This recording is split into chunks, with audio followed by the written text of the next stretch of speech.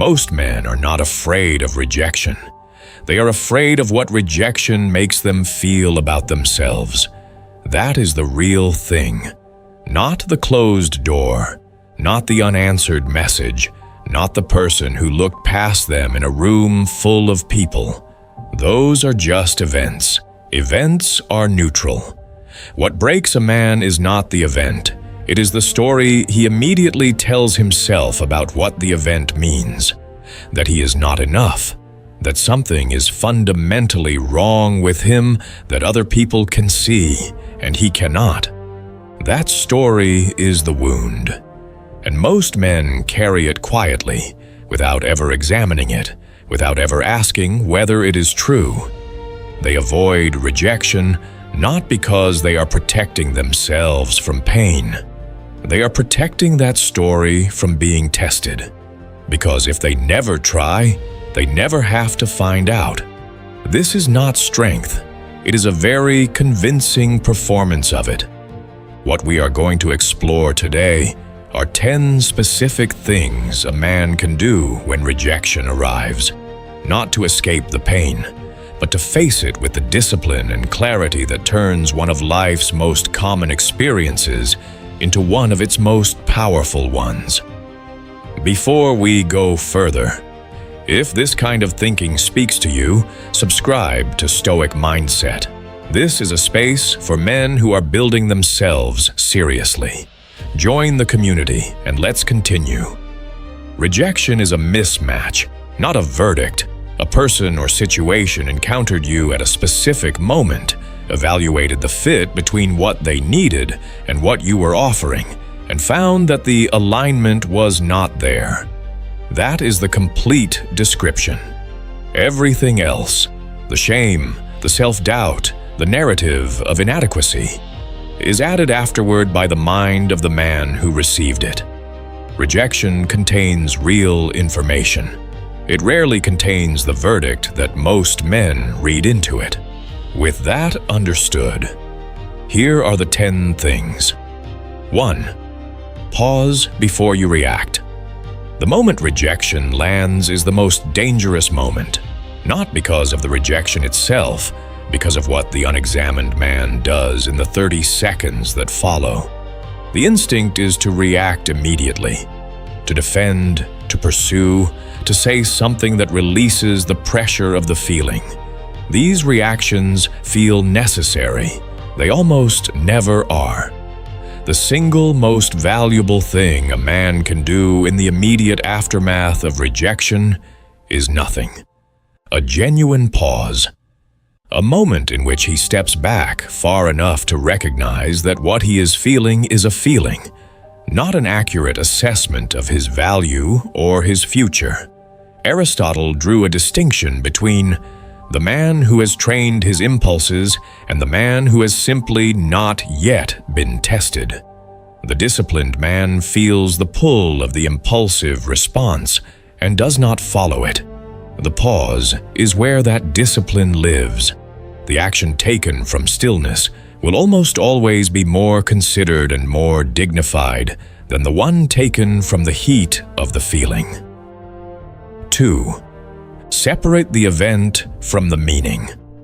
After the pause, the most important work begins.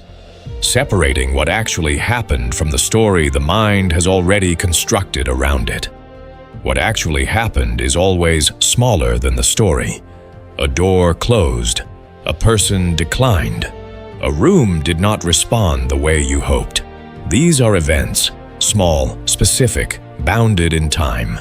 The story the mind builds around them, that this confirms inadequacy, that this is who you are, is a construction made in seconds, without examination. Epictetus taught that suffering arises not from what happens, but from the judgment attached to what happens. The rejection is external. The pain is the interpretation. And because the interpretation is yours, it is within your power to examine and change it. Ask yourself precisely what the event demonstrated, and then separate that honest answer from the catastrophic meaning the ego immediately assigned to it. 3. Do not seek replacement validation. One of the most common responses to rejection is the immediate search for replacement validation. The man who is turned down pursues another immediately, not from genuine interest, but to fill the space the rejection opened. The man whose idea is dismissed overshares the story with friends, seeking confirmation that the rejection was unjust.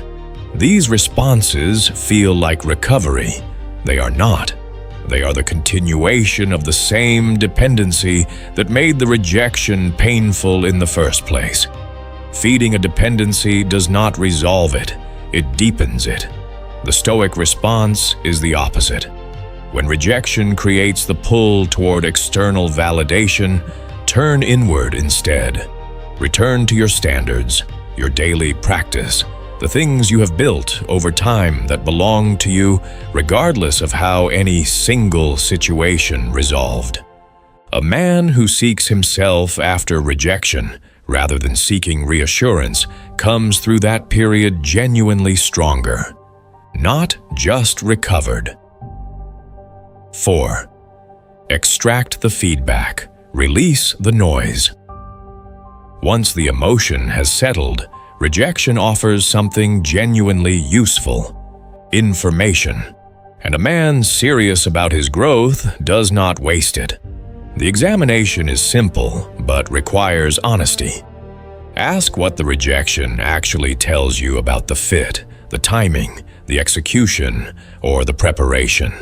Sometimes the answer is that nothing needed to change. The mismatch was simply a mismatch. Sometimes the answer is that something does need to change, that the preparation was insufficient or the approach was off. Both answers are useful. Neither is a verdict on the man's worth. Seneca believed that adversity, including the adversity of being found insufficient, was not the enemy of excellence. It was one of its primary instruments. The man who extracts the real signal from rejection and applies it without self-punishment improves faster than the man who avoided the rejection entirely. 5. Maintain your dignity. In how you respond. How a man responds to rejection outwardly reveals his character more clearly than almost any other situation.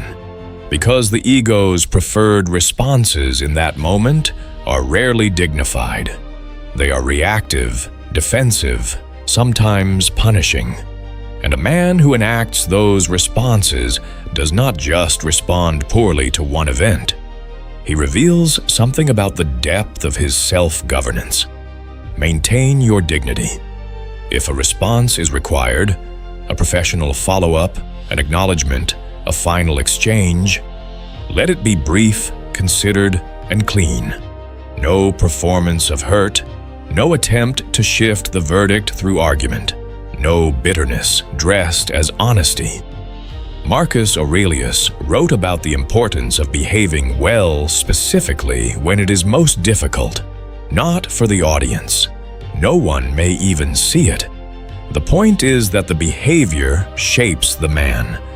Every time you respond to rejection with dignity, you are building character. And character built in the difficult private moments is what becomes available automatically in the important public ones. 6. Refuse to make it your identity. There is a particular kind of damage that rejection does when it is allowed to settle without examination. It does not stay as an event. It becomes a belief. And the belief, once installed, begins to filter everything that follows. The man who is rejected and draws the conclusion that he is fundamentally not enough will begin to behave as though that conclusion is true. He will attempt less. He will protect himself more. He will arrange his life around the avoidance of situations that might confirm the story, which means he will also avoid most of the situations that would have disproven it. This is the most important thing to refuse after rejection. The collapse of a single event into a permanent identity. Events do not define men. Patterns of chosen behavior define men. And that pattern, what the man does in the days and weeks after rejection, belongs entirely to him.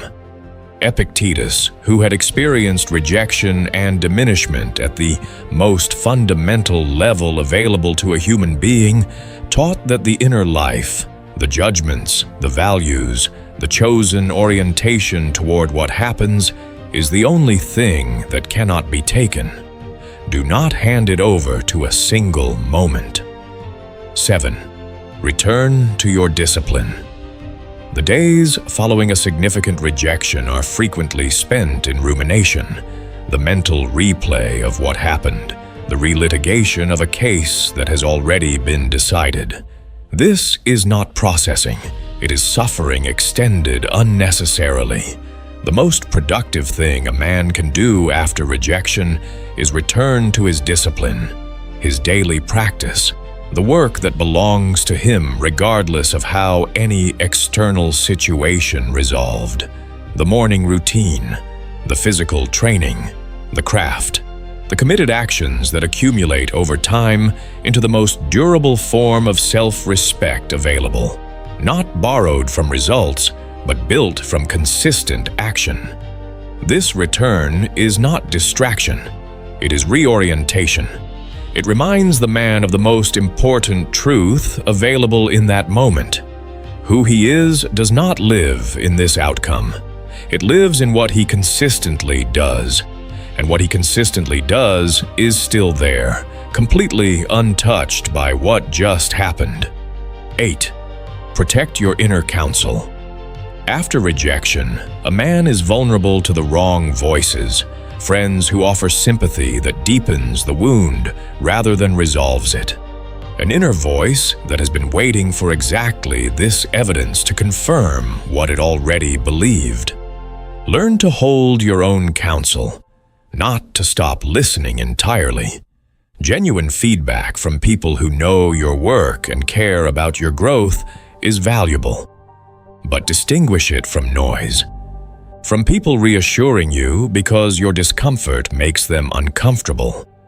From voices agreeing with your worst interpretation because they are not equipped to challenge it.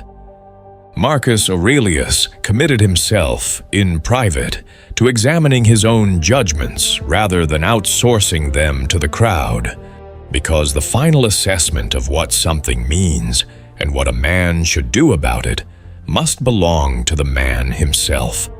Borrowed conclusions do not hold under pressure. Only what a man has examined and genuinely arrived at will. 9. Use it as fuel, not as proof. The man who treats rejection as proof of his fears gets exactly the evidence he was looking for. He uses it to justify smaller attempts, safer choices, the permanent withholding of full effort that protects him from a definitive answer.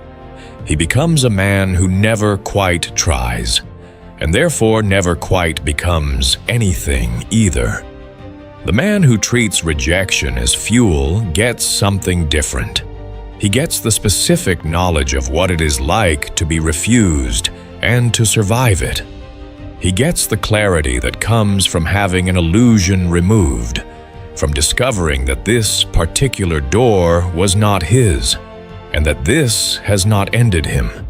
He gets evidence, accumulated one rejection at a time, that the thing he feared would be unbearable is, in fact, bearable. Use the rejection, not to prove others wrong. That is the ego's motivation, and it burns out. Use it to build the thing you are going to build anyway, quietly, without announcement. Let the work be the answer. 10. Keep moving after everything. After the pause, the examination, the refusal of replacement validation, the return to discipline. The final and most essential thing is also the simplest. Keep moving, not frantically, not to outrun a feeling, but with the steady, deliberate forward motion of a man who has decided that this event is not the thing that stops him. that the story of his life does not end at this door. This is what every man who has built something real eventually understands, not as philosophy, but as lived experience. He remembers the specific rejections, the doors that did not open, the rooms where his effort went unrecognized. And he remembers the mornings after, when he got up and went back to the work anyway, when he continued, not because the pain was gone, but because his commitment to continue was stronger than the pull to stop. That continuation, repeated across enough mornings, becomes a man who is not easily destabilized, who is not waiting for the world's approval before he begins living, who has been building without confirmation long enough to know he does not need it. Rejection does not diminish a man, it reveals him. And the man who moves forward from it, discipline intact, identity unaltered, direction unchanged, has passed the most honest test available. He is not the same man who received the rejection. He is more than that man. 10 things, not 10 shortcuts, 10 ways to face rejection honestly and come through it more grounded than you were before. The man who practices these is not the man who never feels rejected. He is the man who feels it fully and is not destroyed by it, who receives the information and refuses the verdict, who moves forward before the feeling has fully passed, because he has learned that waiting for the feeling to pass is the same as waiting forever. Rejection is not something to avoid. It is something to be practiced with. One of the primary instruments through which a man discovers what he is actually made of, underneath the approval, underneath the performance, underneath the version of himself that only shows up when things are going well. The man who knows what he is made of does not need the world to confirm it. He already knows. And that knowledge, private, durable, unborrowable, is the only foundation worth building on. Before you go, this conversation does not have to end here. If any part of this touched something real in you, if you have faced a rejection that shook you, a door that closed harder than you expected, a moment where you had to choose between retreating and continuing, share it in the comments. Your story matters. And there is someone else watching right now who needs to hear that they are not alone in what they are going through. If you have questions about any of these 10 things, about how to apply them in a specific situation, about the philosophy behind them, drop them below. Every question is worth asking, and this community is here to think through them seriously. And if there is a topic you want explored, something you are wrestling with, something you want to see covered from a stoic perspective, let us know. This channel is built by and for the people in it. Stay grounded, stay disciplined, stay stoic,